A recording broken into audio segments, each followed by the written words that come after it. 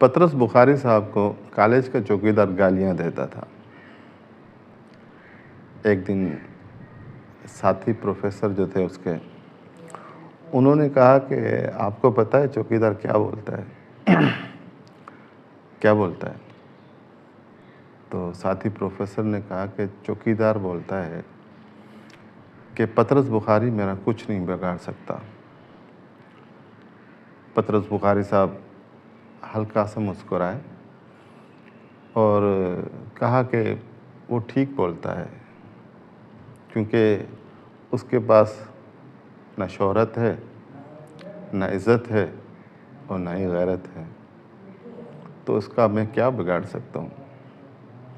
पतरस बुखारी साहब हल्का सा मुस्कुराए और साथी प्रोफेसर साहब खामोश हो गए।